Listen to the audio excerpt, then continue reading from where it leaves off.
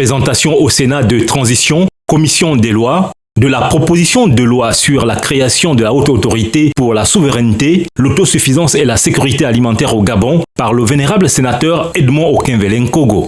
J'ai eu une grande chance quand j'étais ministre de l'Agriculture. Avant, j'étais ministre du Commerce chargé du Népal. Et dans le cadre du Népal, nous avions retenu de faire en sorte que qu'on cultive abondamment ce que nous consommons localement. Et le Népal, qui concernait toute l'Afrique, avait retenu comme culture de base, en ce qui concerne notre communauté économique régionale, c'est-à-dire la CEAC, qui regroupe 11 pays, la culture du manioc et du riz nérica. C'était des bonnes décisions. Parce qu'il faut dire que à cette époque, et même aujourd'hui, le Gabon importe pour près de $1,5 milliard chaque année pour les produits alimentaires, dont 75 à 85% peuvent être produits localement, tels que le manioc, le riz nérica, mais aussi le poisson, notamment le poisson de pisciculture, etc. Donc j'avais soumis en 2008 et en 2009 un programme au gouvernement qui avait été adopté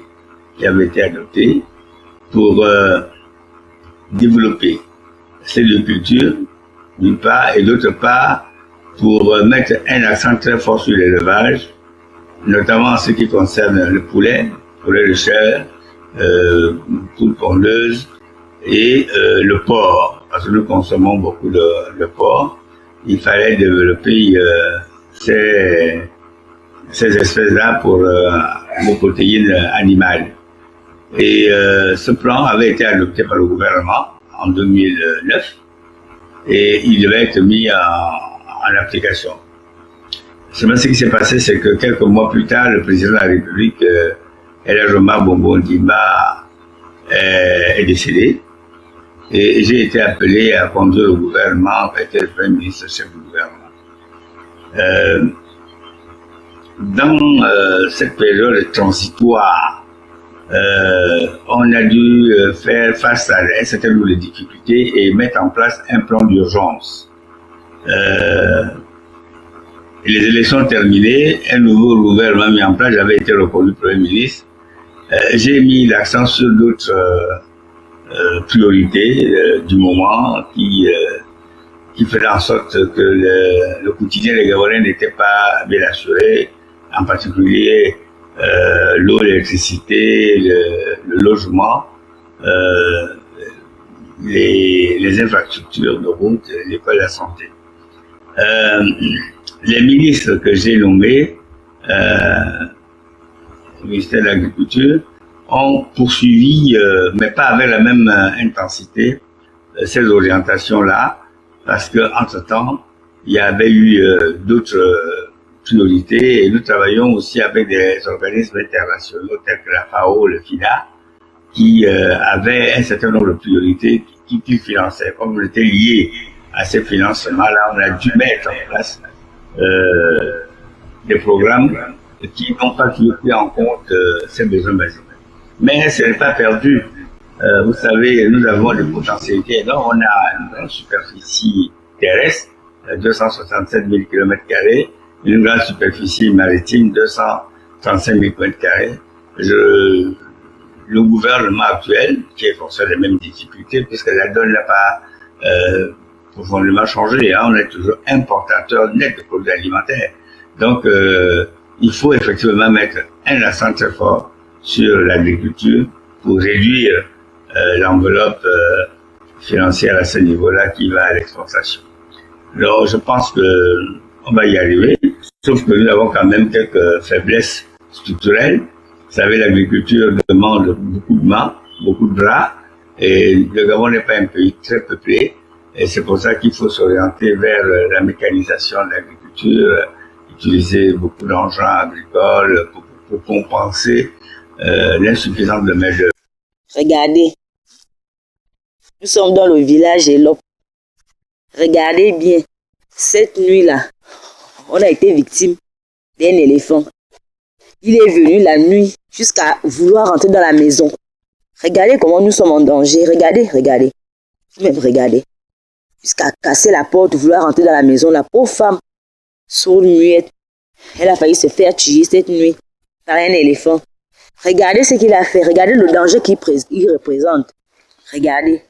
Toute la nuit, il a bouffé tout ça. Nous n'avons plus de manioc. Nous n'avons plus de bananes. Nous n'avons plus rien dans ce village. Et nous sommes en danger. Regardez vous-même. Regardez tout ce qui a été saccagé toute la nuit. Regardez. Vous-même, regardez. Regardez le désordre que cet éléphant a fait. Nous ne sommes plus en sécurité dans ce village. Qu'allons-nous faire? On meurt de faim, on ne mange plus le manioc dans ce village. On n'a plus rien à manger. On meurt de faim. Maintenant, nous sommes en danger. Si déjà ils ne sont plus en brousse, ils viennent déjà au village. C'est que nous n'avons plus où vivre. Vous-même, regardez. Regardez. Là, ce n'est pas la bourse, c'est juste derrière la maison qu'ils sont venus. Regardez. Regardez. Il a tout gaspillé. Tout. Il n'a rien laissé. Rien. Il a déjà tout mangé en brousse. Et il vient déjà au village. On va habiter où? On va manger quoi? Regardez le danger qu'il représente.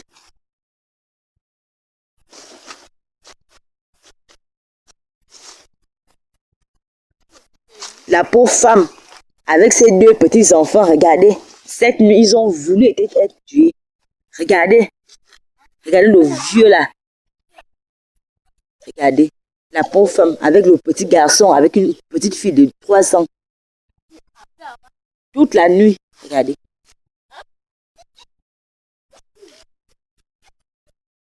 Il a bouffé tout ça. Cette nuit-là, on a failli enregistrer 3 cadavres. Mais Dieu a fait grâce. Combien de fois ça va durer? Une marche pacifique dans le canton Bokoué, département du Komo-Kango. L'initiative est de l'ONG Sodecom Bokoué. Ce qui nous réunit aujourd'hui, c'est nous demandons au CTRI la battue administrative des éléphants. Parce que depuis cette année 2024, nous avons constaté qu'il y a eu beaucoup de drames dans notre canton. Je veux citer les derniers. Déjà le premier, on a perdu notre sœur ici au village le 25 juillet, le deuxième le 3 septembre et le troisième, le corps sera dans le canton demain. Alors on s'est dit que nous ne pouvons pas continuer à regarder la situation comme ça. Il faudrait que nous attirons encore davantage l'attention du CTRI. Nous avons organisé une marche pacifique là, vous voyez, pour vraiment appeler l'attention du CTRI, du président de la République, son Excellence Bricoteur Oligui. Voilà notre cri d'alarme, parce que vous allez voir, ce n'est pas seulement ici dans le deuxième canton, c'est dans tout le Gabon. Dans tout le Gabon. Alors, c'est un cri que nous émettons aujourd'hui envers le CTRI, de manière à ce que ce problème vraiment soit réglé, parce que les gens meurent de faim. Face à la menace sauvage des éléphants qui blessent, assassinent les populations, l'autorité traditionnelle interpelle les autorités du CTRI. Nous demandons dans la CTRI, franchement, de nous venir en aide pour l'abattage des éléphants. Il nous parle de l'abarrage et le barrage électrique. Le barrage électrique, c'est insuffisant. Les éléphants détruisent. Le barrage électrique qui sont posés par-ci par-là. Nous souhaiterons que l'abattage collectif des éléphants revienne. On n'y vit plus. Nous vous demandons pardon. On se met à genoux et donne un mot d'ordre officiel de tuer les éléphants. C'est à travers nos plantations qu'on envoie nos enfants à l'école. On met la banane, le manioc, Aujourd'hui, nous n'avons plus rien. Les proches de l'une des victimes assassinées en juillet 2024 par un éléphant ne peuvent rester sans voix. Ici, à Ekouk Chanté, on vit à l'aide de plantations. Maintenant, il n'y a plus les plantations. Là, toutes les femmes de Ekouk, on coupe maintenant les feuilles. Ma grande soeur et moi et la fille de notre oncle, on était en brousse à aller couper les feuilles. En coupant les feuilles, vers 10 heures, voilà comment l'éléphant vient tuer ma grande soeur en pleine forêt. Donc, les enfants, laissés par ma défunte grande soeur, l'école a commencé. Donc là, j'attends maintenant le secours de M. Oligui Nguema. Vivement que les autorités du CETRI vont au secours des populations de cette partie du pays.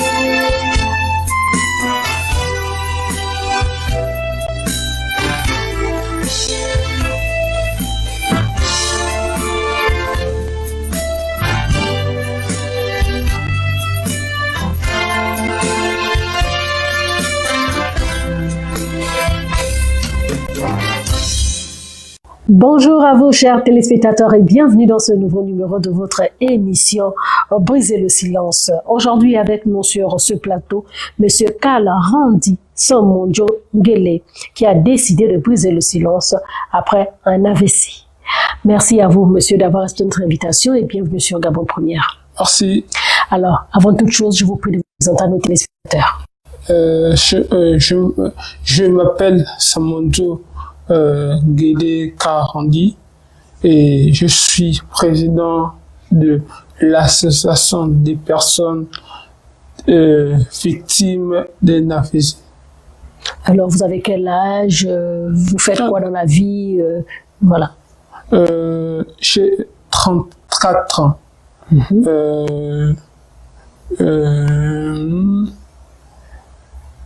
Je suis chef de projet à Ogo Labs.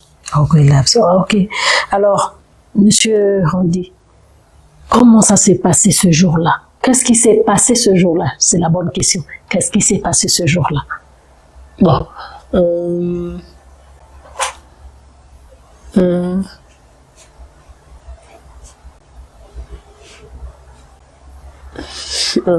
je veux dire que, excusez-moi, les téléspectateurs, j'ai un trouble. Je ne parle pas bien. Ok. C'est une grâce pour moi de venir à l'émission Briser le silence. Parce que je suis un leader. Un leader ne peut pas montrer ses faiblesses. C'est pour ça que je suis là.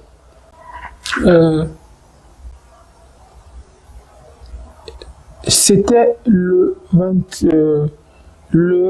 21 mai 2023.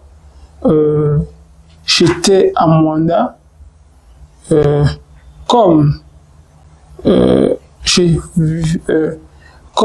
je vivais chez ma tante, en attendant que Charles louait, un dimanche 21 mai 2023, après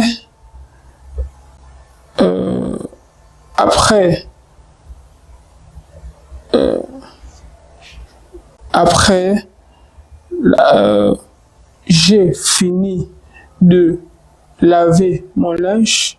Après, je suis allé à la douche. J'ai allumé le robinet l'AVC m'a attaqué. Vous étiez déjà en train de vous laver, vous étiez encore debout. Comment ça, c'est le petit instant là, comment ça s'est déroulé? Est-ce que de suite vous avez fini d'allumer, d'ouvrir le robinet, vous êtes tombé, ou vous avez eu le temps de vous déshabiller et puis de vous mettre sous le robinet? Je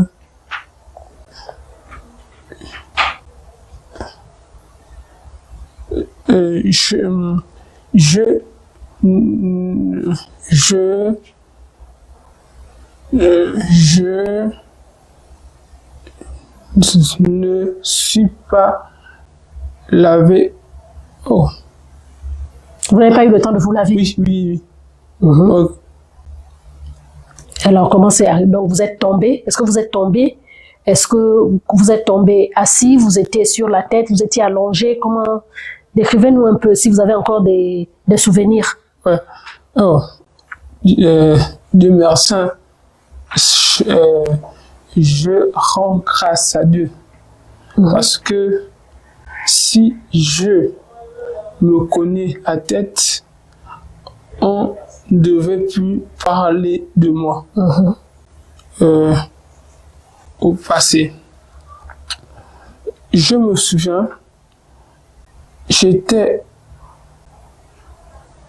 dès que j'ai allumé la pompe, l'AVC m'a attaqué. Heureusement qu'il y avait un banc derrière moi.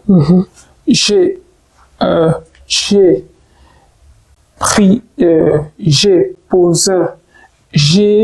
posé ma main gauche sur le banc. Comment vous avez senti? Est-ce que c'était une chaleur ou bien c'était... comment vous avez senti ça? Comment vous avez senti ça? Vous avez senti ça? Est-ce que vous avez senti ça venir d'abord? Je n'ai pas senti ça venir. Juste que le plié 3 ne bougeait plus, la main droite ne bougeait plus. Alors, vous avez quand même mis du temps seul avant qu'on ne vienne vous retrouver. Qu'est-ce qui s'est passé? Votre tante, est-ce qu'il y avait quelqu'un à la maison? La chance que j'ai eue, c'est la grâce que j'ai eue. Ma tante est venue cogner. Elle a défoncé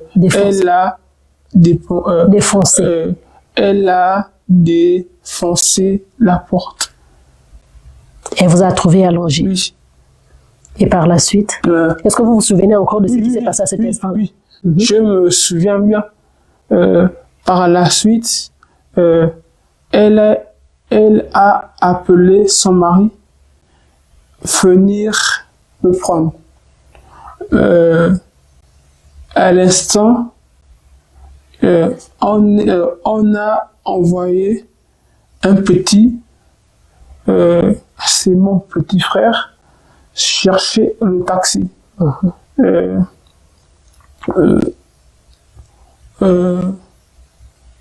Ensuite, on est parti à l'hôpital communologue. D'accord. Est-ce que quand vous êtes arrivé à l'hôpital communologue, vous étiez encore conscient? Vous saviez tout ce qui s'est passé pendant qu'on vous y conduisait? Non. Et vous vous êtes réveillé après combien de temps? D'après ce qu'on vous aurait dit, vous êtes réveillé après combien de temps? Là, je ne sais pas. Ça fait... Non, je sais. Ça fait 3 heures que je me suis réveillé. Ça faisait 3 heures que vous étiez dans un petit coma? Oui. Et vous êtes réveillé après 3 heures? Oui. Et quand vous êtes réveillé, est-ce que vous êtes posé une question pour dire qu'est-ce que je fais ici? Est-ce que... Non. Je savais que on m'emmène à l'hôpital. Et quand vous êtes arrivé? Quand on est arrivé, il y avait ma tante et mon oncle, qui est le mari de ma tante. Quand on est arrivé, on m'a mis dans une salle. Avec des appareils, avec quoi? Non, le premier jour, j'avais pas les appareils parce que ma tante, elle est médecin à le OCHUL.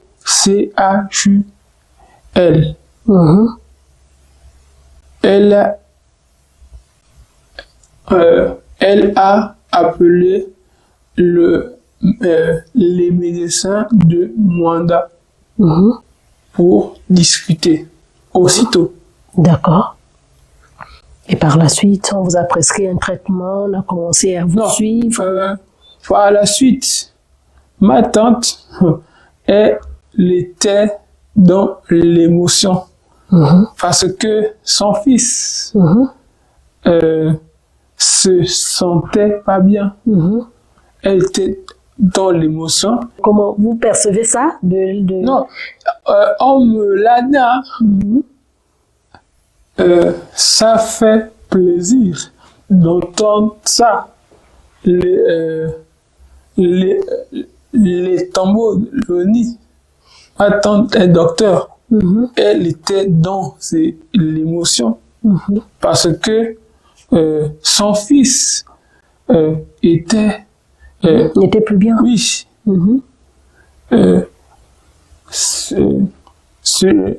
Après, elle se dit que je dois être professionnel. L'histoire de mon fils. C'est un patient. Oui. On enlève ça. Après, je devais venir ici le 22 mai 2023.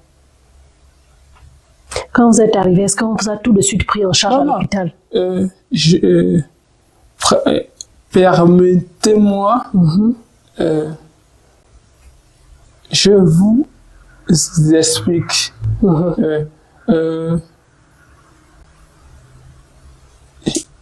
On est allé jusqu'à l'aéroport de Vengue.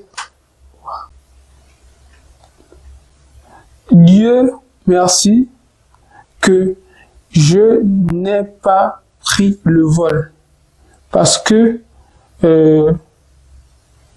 vous savez que les personnes qui ont fait l'AVC ne peuvent pas voler.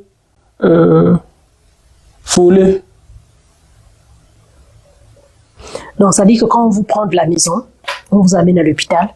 Par la suite, tout de suite, on veut vous évacuer à Libreville. C'est ça? Oui. Et quand vous êtes arrivé, donc il n'y avait pas de vol? Non. L'avion venait à peine d'arriver. Le pilote a dit non. Dieu merci. Donc, on vous a ramené à l'hôpital comme il est. Oui. Et là-bas, maintenant, après? Oui. C'est là où ils m'ont pris en charge. Ils m'ont bien traité. Je félicite l'hôpital communal de Mwanda. D'accord.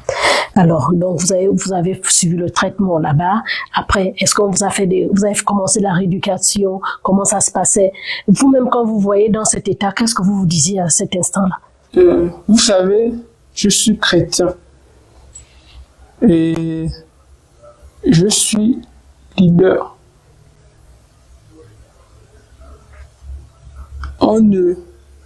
comme je vous disais, les leaders n'ont pas l'habitude de montrer leur faiblesse.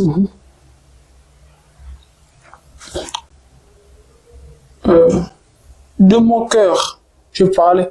Je ne parlais pas. Là où vous me voyez, là, je commence à parler. Mais j'ai fait 1 an. Je ne parlais pas. D'accord. De mon cœur, je disais, Seigneur Jésus,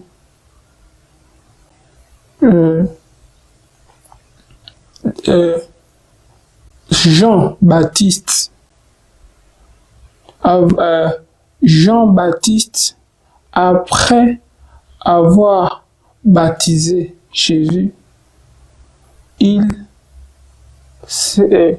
est mort parce que Jean-Baptiste, c'était sa destinée.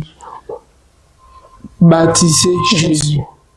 Moi, je n'ai pas atteint ma destinée.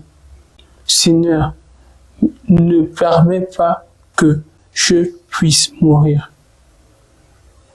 Et toute chose concourt au bien de ceux qui aiment Dieu. Donc, vous avez commencé la rééducation. Vous me disiez également que le kiné qui était en charge à l'hôpital Comilog était en congé. Non, oui. Le médecin de mandat a demandé que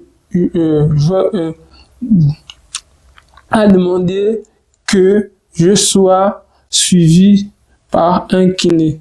Le médecin de mandat était en congé.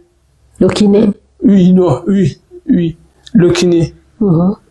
Comme il y avait des infirmiers, un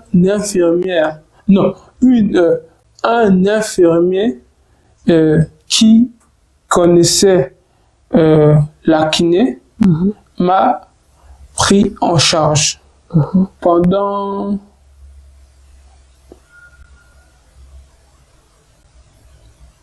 3 mois, 6 mois, 2 mois.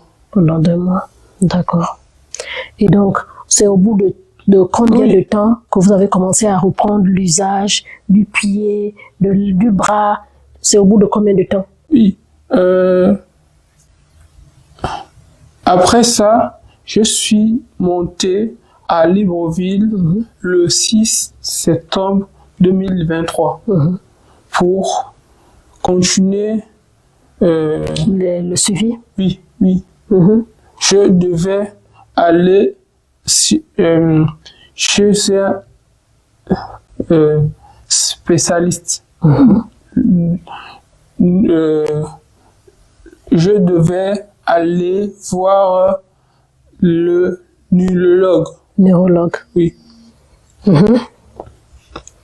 Et continuer ma kiné. D'accord.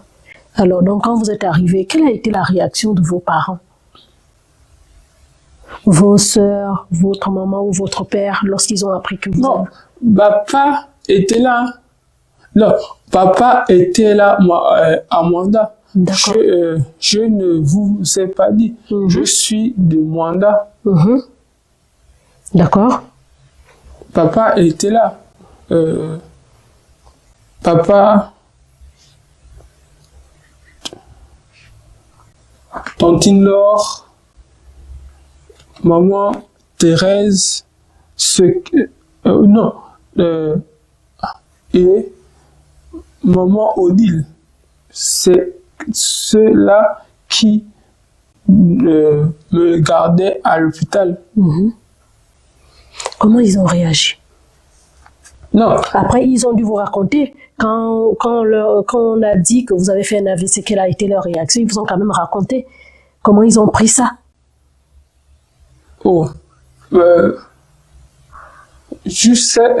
vous savez, la réaction d'un père qui veut voir son fils faire plus que lui. Tout à fait. Il est comment? Abattu. Mais vous revoir en vie a été un bonheur pour eux. Oui. Alors, vous êtes revenu à Libreville. On va marquer une pause et on revient juste derrière. Je suis un soldat dans un champ de bataille, attendant d'entendre la voix de mon commando. Jésus, si tu appelles mon nom, je répondrai 1 milliard de fois. Là, il s'entraîne pour aller à la maison. Parce que là, on s'apprête à aller à la maison. Vous voyez, nos bagages sont déjà sur le frigo. On a été bien positionnés. Donc ça, c'est l'entraînement. Ça, mon job. C'est bon? Je suis un soldat dans un champ de bataille. Bon, tu as déjà beaucoup fait. Dans la voix de mon commando. Jésus, si tu appelles mon nom, je répondrai 1 million. Qui appelle mon nom? Qui appelle mon nom? Jésus appelle mon nom. Qui appelle mon nom? Jésus, si tu appelles mon nom, je répondrai 1 million de fois. Qui appelle mon nom? Qui appelle mon nom? Jésus appelle mon nom. Jésus, si tu appelles mon nom, je répondrai 1 million de fois. Oh, I am a soldier and a battlefield, waiting to hear the voice of my commando. Jesus, if you call my name, I will answer 1 billion times. Who is calling my name? Who is calling my name? Jesus is calling my name. Who is calling my name? Jesus, if you call my name, I will answer 1 billion times. Who is calling my name? Who is calling my name? Jesus is calling my name. Si vous nous rejoignez à l'instant, vous êtes sur Gabon Première et vous regardez votre émission Briser le silence. Avec notre invité, nous parlons de l'AVC. Alors, dites-nous, vous êtes revenu à Libreville. À ce moment, vous commenciez, vous allez rencontrer le spécialiste. Qu'est-ce qu'il vous a dit?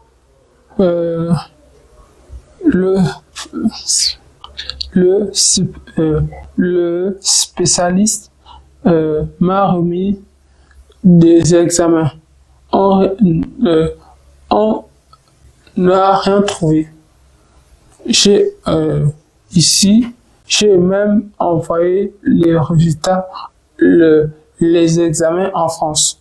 On n'a rien trouvé. Comment ça s'explique? Ils expliquent ça comment? Lui, il vous dit quoi, le spécialiste, le neurologue?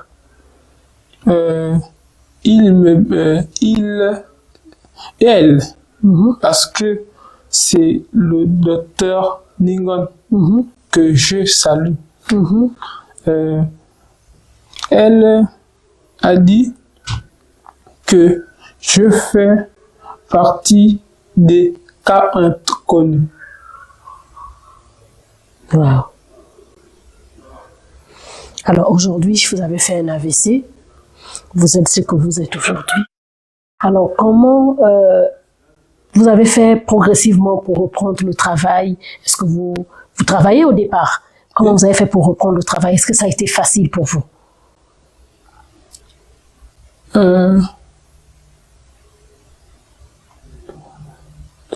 Comme je disais, que toute chose concourt au bien de ceux qui aiment Dieu. La leçon. J'ai appris beaucoup de leçons. Je me disais, avant, j'étais un gars, un homme humble. Mais l'AVC m'a fait comprendre que tu n'es pas humble. L'AVC m'a appris à pardonner.